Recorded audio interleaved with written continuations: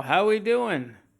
All right, so a little bit later than expected, but a couple of videos tonight. The first one is some more Roxy, and the first one is Roxy Music, Viva, from 1976. Now, they recorded this between November 73 and October 75. It's it's pretty good. I mean, the second side with the 10.5 minute Is There Something? Uh, if there is something, dumbass. Almost mesmerizing. The 9 minute In Every Dream Home a Heartache. Love it. And it closes on a strong Do the Strand at almost 4 minutes. My thing is, even on the A side with Out of the Blue, Pajama Rama, The Bogus Man, A Chance Meeting, which leads straight into Both Ends Burning, this could have been a double album. It would have been better suited as such. And for whatever reason, the group chose not to do this. I don't know what the reason is. I mean, where I picked this up used for $10 the other day, I won't give away. It's local. But you can get the bootleg 1979 Denver show for $20. This was 10. Yet there's a 2 CD version of that Denver show with 5 more songs on it for $3 more. And you get everything you'd probably want as a Roxy Music fan. I just think there's better versions on FM broadcasts you can find elsewhere. Again, $10 Viva is a steal. It gives you everything. Brian Ferry, Andrew McKay on sax and oboe, Paul Thompson on drums. He'd be on the next thing we're going to talk about. Of course, Phil Manzanera on guitar. Edwin Jobson, or Eddie Jobson, violin, strings, synthesizer, keyboards. John Wetton's actually on bass for part of this album. Not the whole damn thing, because it takes place over 3 years. But on the couple main tracks that were done in 75 from Sirens, he's on there. The rest of it is John Gustafson or Rick Wills, also Sal Maeda. So Viva is a really strong, mesmerizing live album. Just, it could have been longer, you know what I mean? That could have been a double album. Real easy. And that came out in 76 when Roxy Music, at that point, didn't even exist. But they did what they did. The record company played its part. So all we got was this single album, live release, and there's a couple of a bootleg albums since then, including Denver from 1979. I saw this yesterday at the place where I got Viva, also yesterday, for $20. But I'm not going to give away what it is. I don't want anyone getting in trouble. But you can get the 2 CD set on Discogs, Concerto, and for $5 more without shipping. And again, it's the Denver 1979 show from Manifesto.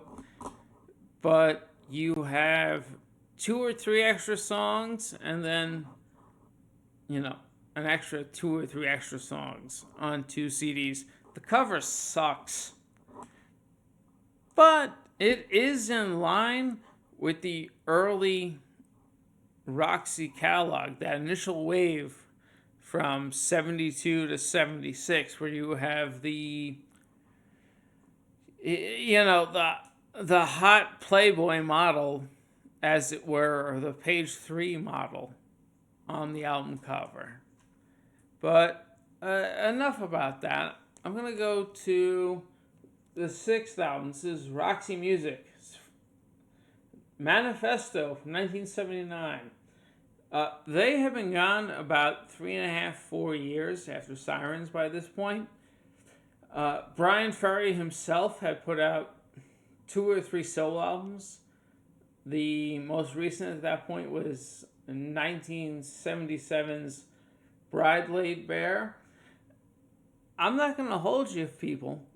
Most of these songs, Brian is looking at the loss of the relationship. Besides having nostalgia, emotional distance from people, death of that. He is looking at his own life at that point in time, saying, "Oh my God, how did I lose this? How did I lose this young model?" And she left me for Mick Jagger, and that would be Jerry Hall, who was the cover model on Sirens in 75, 76. She and Brian were together till from 75 to 77.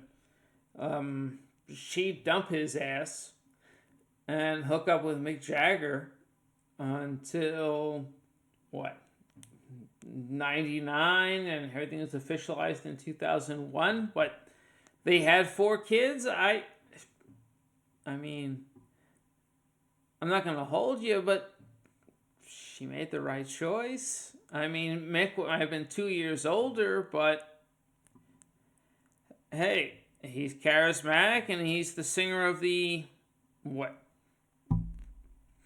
top 5 greatest rock bands of all time, even in 1977. And I'm looking at this from 2026 eyes as a mid-30s man. Yeah,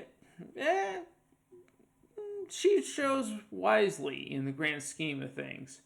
But Brian got dumped, and with this Roxy comeback album, because they had broken up in 76 after Sirens, the album with Jerry Hall on the cover of it, no less.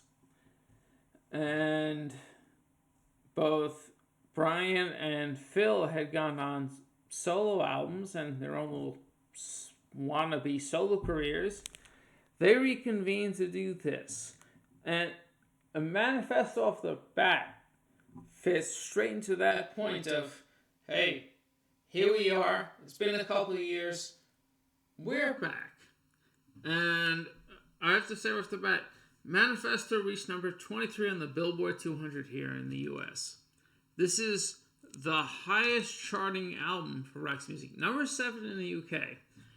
And if you're not sure about what the frick that album cover is, it's, except for the 2 twins over here, everyone else is a mannequin dressed up. And there's a picture disc version that has the mannequins just totally in the nude.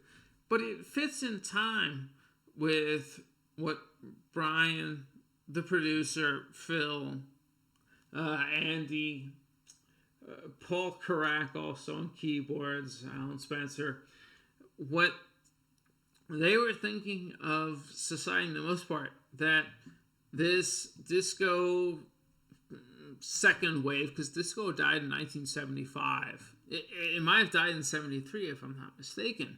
If you look into it, it was a dead fucking genre, but dumb bitches brought it back in the late 70s. So they're looking at society as it is, both in America the UK, and they're remarking, wow, these mannequins are a perfect photo. You know why? Because it's hollow. It bears no meaning on the long-standing scheme of things. It's plastic. Almost the same thing that Zappa said in 1967 with his second album, Absolutely Free, the first song, and he would do it live. But where Zappa would remind you that the live versions, he play it faster and say that all he did was play Louie Louie, speed it up and make it of a higher logical understanding for people, other than the, uneducated fools that came around and said, "No, we don't understand this. This is too sharp." No, you're a fucking idiot. So you're plastic people. And like 98% of this album cover, the whole scene in 1979, the disco, the punk, now post-punk, rock scene, copying it. I didn't say Roxy music, I said rock scene. It's plastic. It's falling apart. It's not going to last much longer, but here we are, people. We're back. This is our manifesto. We're going to say what we want. And Ferry, through most of the opening title track, I played this album 8 times in a row, people.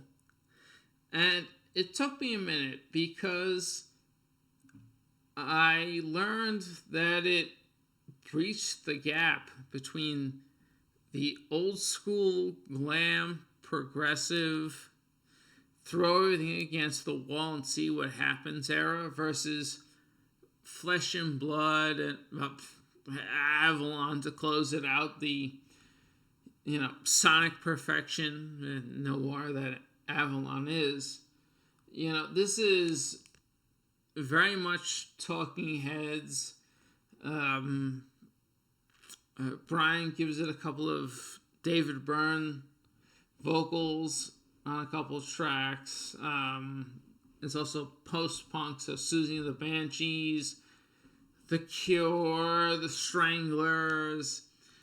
There's quite a bit going on, yet still with the influence of the Cars, which would strongly come into play on Flesh and Blood in 1980. But you look at Manifesto and you can tell Brian was, and Phil, were, well, no, Brian's still, still doing his own solo thing on and off. But we're listening to all these. We're going to take it. We're going to adapt it and put it into a blender. We're not worried about being forward thinking right now. We have to pay tribute to what was and keep that fan base happy. And that's what Manifesto, album number 6, is. That middle ground. Because every album after this is essentially 78 to 80, but setting the standard for what would come in 1984 and 1986. But Brian Ferry didn't have the producer, the musicians to think ahead that far.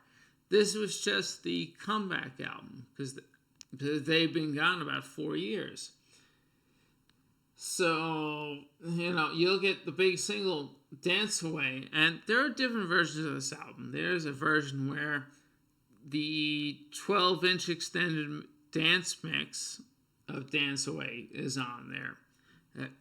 Hey, everybody loves the 12-inch, right? Especially you ladies. I know you do. That was a big hit. And then, it's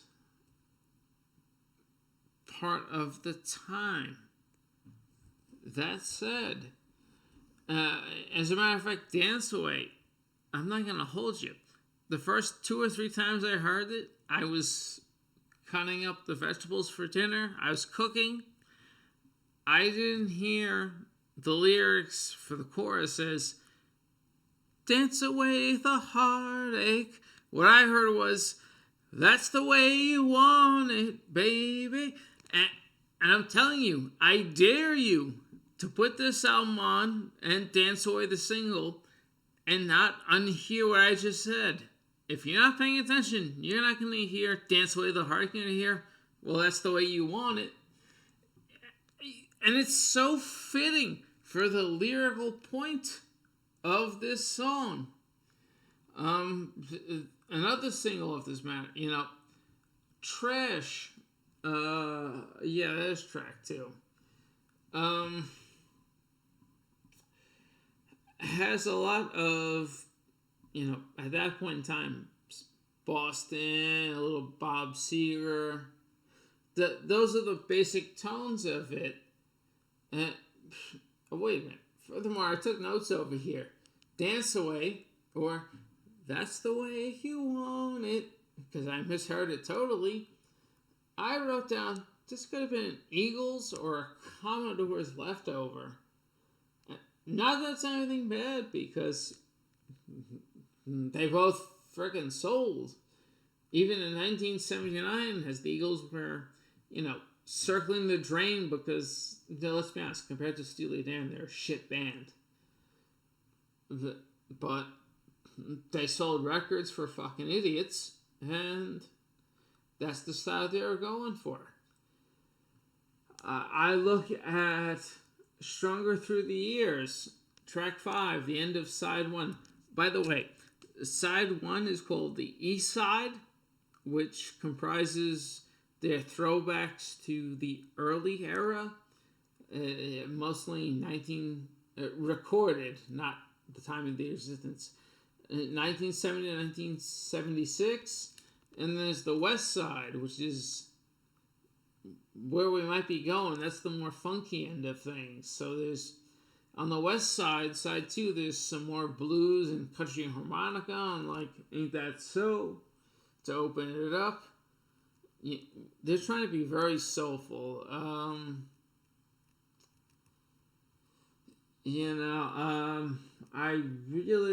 I do like "Spin Me Round" and "Cry, Cry, Cry," but those remind me of where they're going. Then again, I said this Manifesto is a transition album. You can see that by the very end.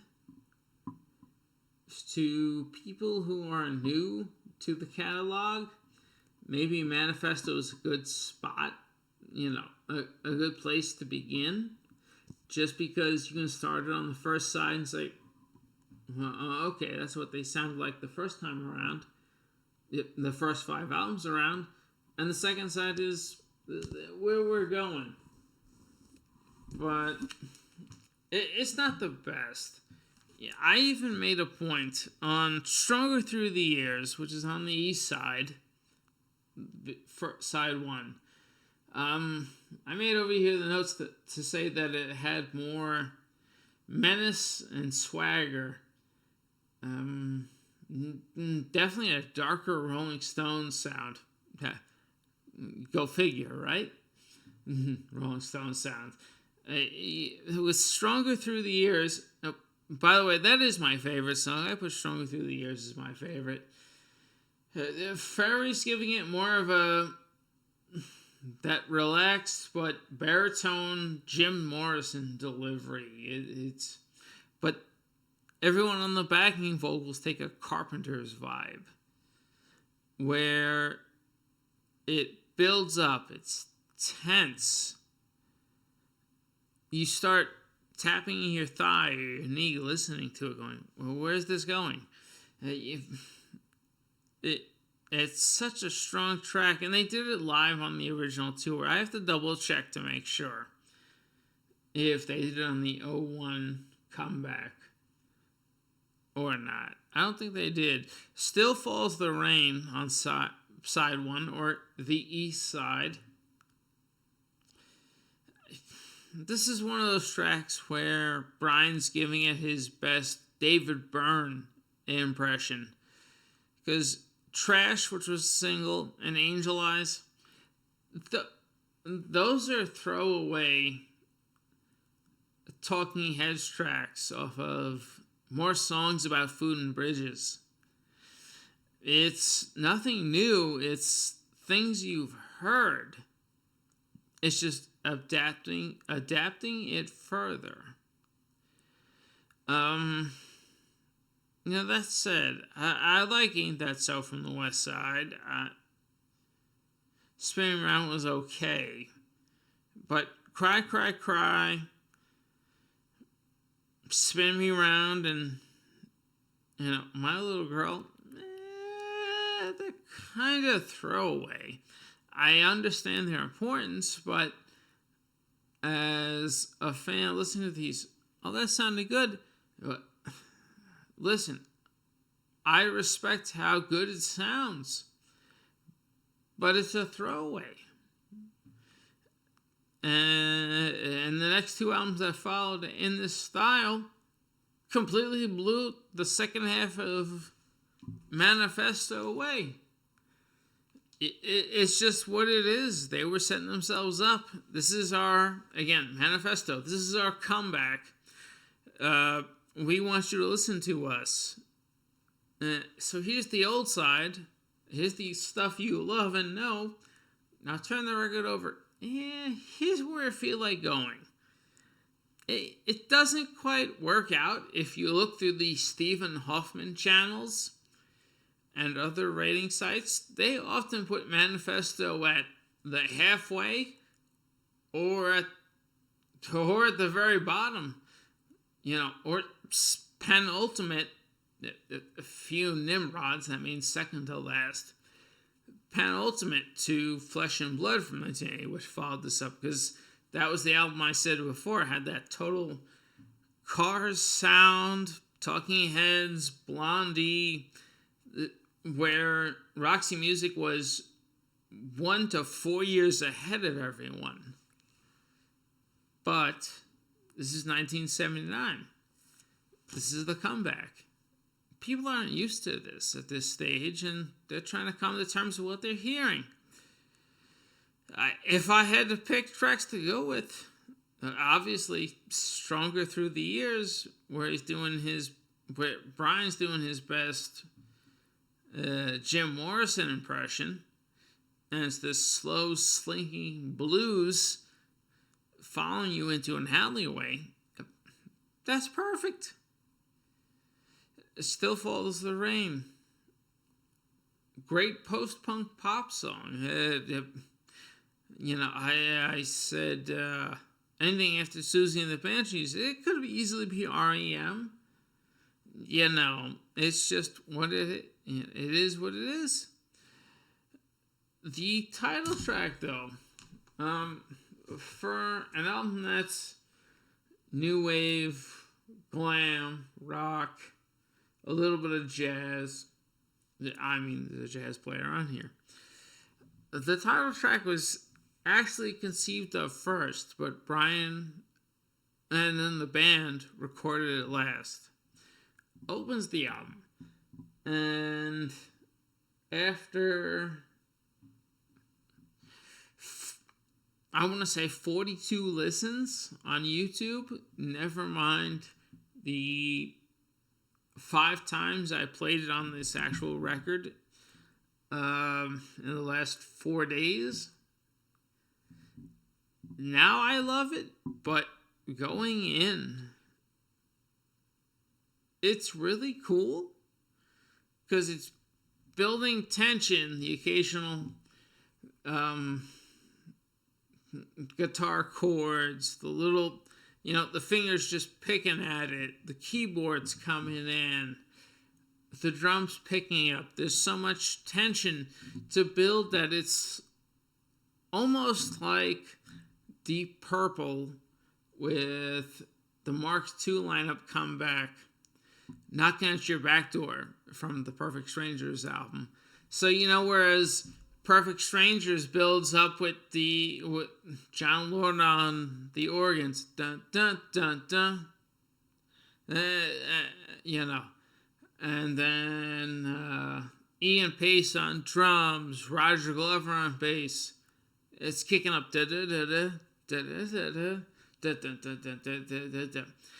Richie Blackmore and Stackers are and you're waiting for the MC, which even though he's not the best musician, Ian Gillan pretty much is the voice of Deep Purple. Let's be honest. He may not be my favorite totally, album by album, but he's the voice of Deep Purple. So you get something like that where Manifesto, the title cut, is building up the raga, the punk, the jazz, 3-4 instruments going on, going. You're getting ready. It's going. It's flowing. You're going, oh, yeah. And whereas Deep Purple gives you that release with Knocking at Your Back Door with Sweet Lucy was a dancer, but none of us would chance her because she was a samurai. She manipulated shadows beyond her fingertips. None of us would reach that high. When you get to Manifesto, you get this build-up. And instead of that emphatic release that's waiting for you as the fan, you're sitting there going, okay, Brian's going to take the mic. He's going to just crush it. The second he starts speaking to us and singing, instead of, hey, Sweet Lucy. What you get with Manifesto is, and it's a tribute to Oldenburg, the importance of the arts. What you get is, I am for the life. I am for the one. Around the corner brings surprise. It's this. It's this muted. Not even Iggy Pop, David Bowie. By a large extent, that's who he was going after. Just that low baritone puppet sound, But the first couple times I played this album, I listened to the title track where they're saying, this is who we are, we're back, we're going forward. That's all well and cool, but to get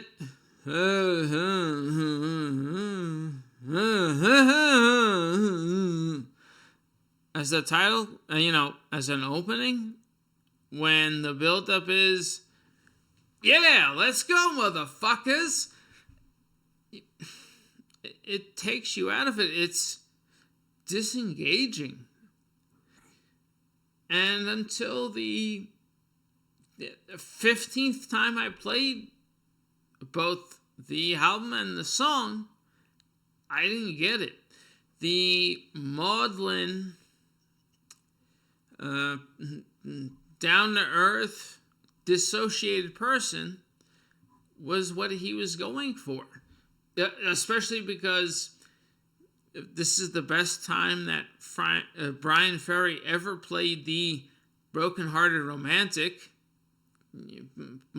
borderline little bitch, let's be real, whining about his feelings and, my supermodel girlfriend left me. Meanwhile, 2 years later, he'd have 2 kids with Tara, who's on the cover of the Avalon album. But it's 1979. He didn't know that was coming. I'll give him that. But as a warm-up, as a lead-in, it sits you going there saying, all right, I'm ready. And you get hit with the, and it's like, what the hell was that, man? It's almost uncomfortable. It's detaching. until you play the album over and over again, you will not get used to it and accept it. I didn't accept it for 3 days because I've only been listening to it since Tuesday. And I wouldn't put this at the bottom of the pack when people rank the 8 albums. Maybe it'd be closer to the middle. Where it belongs is the transition comeback between what was with the crazy fusion-inspired prog and fusion-inspired glam they had versus we're the big romantic pop band and we're going to do right and sell everything better than all of you. You know, Roxy music is a journey. Yet, to pick up Manifesto the first time with the, plastic mannequins remarking on the time frame and how pathetic and fragile it is, you might be in for a surprise without knowing the history of the era.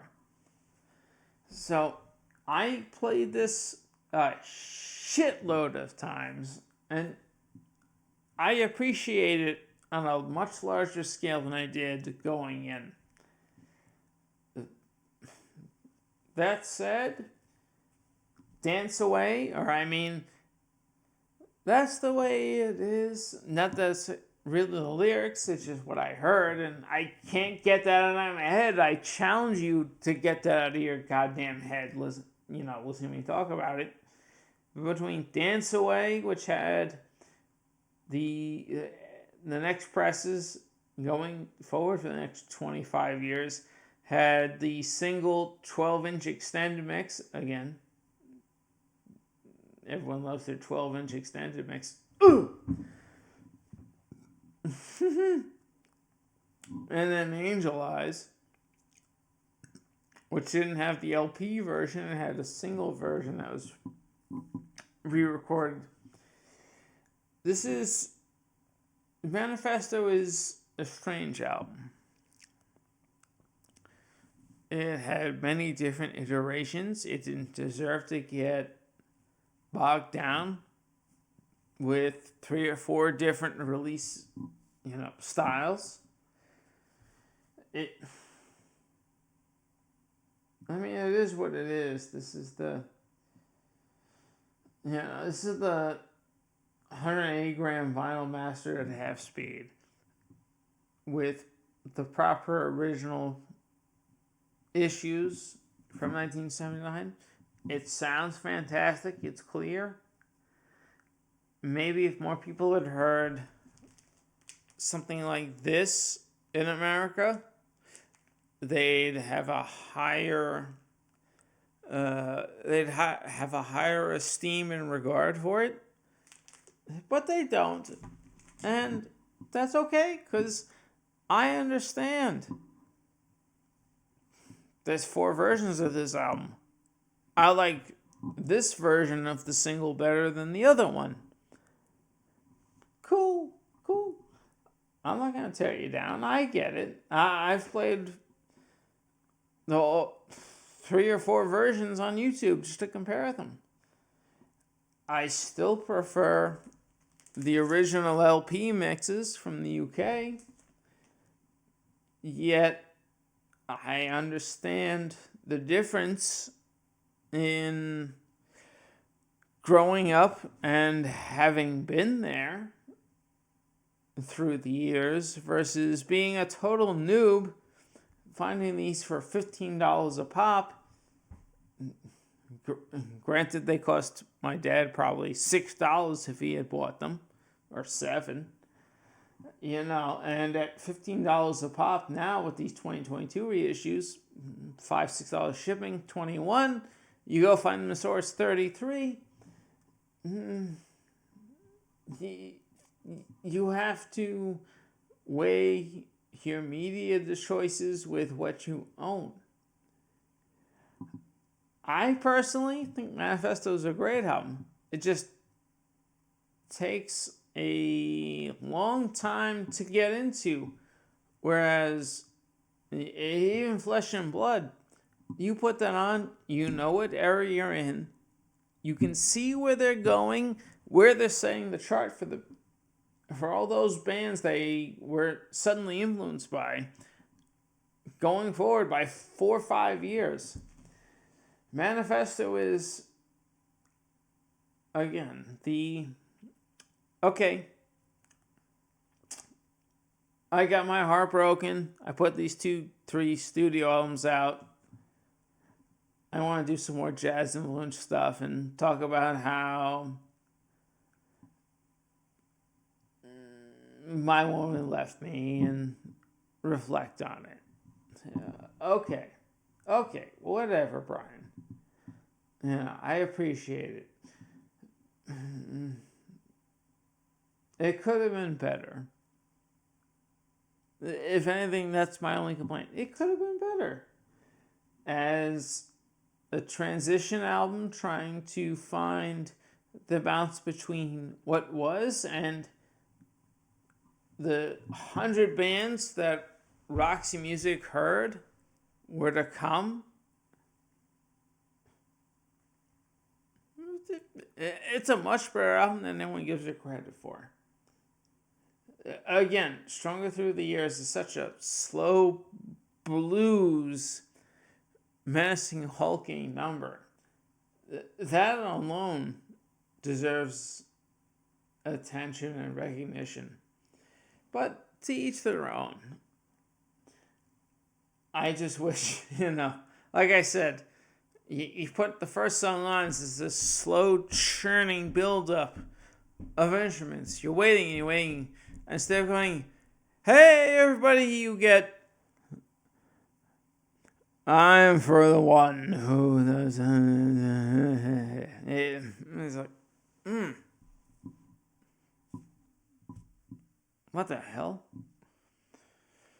So, I'm going to pick up Concerto, which is a 2001 2 CD release of Roxy Music on this 79 tour. Most of it is the Denver show, which I saw at the store in bootleg form. That I bought a whole bunch of shit out, including this Roxy Music Viva live album for $10. But if you buy the 2 CD version on Discogs for $3-4 more, you get 5 bonus cuts. You might as well pay for the $2-3 and the shipping, just so you have everything from 1979. Yeah, again, that's this tour with the plastic mannequins telling you how goofy and thin the scene and the lifestyle is. But that said, yeah, Manifesto, album number 6. Not as bad as people like to claim. Not their best. Some things I would have done better, but I appreciate it for what it is. And holy shit, I read it for 40 minutes? Wow. Someone's got to stop me going forward. This is just for 2 albums. Such is the power of Roxy Music's albums. You put 1 or 2 on, and you want to connect the entire mainframe of not just social politics and the culture, but what the hell was going on in music at that point in time. If anything, that's the greatest tribute I can give to Brian and Phil, even on that comeback transition album, is that they were aware of all of it, keeping their ears to the rails and saying, yeah, we can adapt that. We can go further and keep it in the Roxy wheelhouse. I mean, Brian's going, fuck, Jordan Hall left me for this slightly older dude, and ba da ba ba da. It, it is what it is as a fan looking from the outside in. But now we got some really good music here on Manifesto. Much better than people want to admit to. So give that album a shot. Let me know what you think. Love you all, and see you in hell, my friend.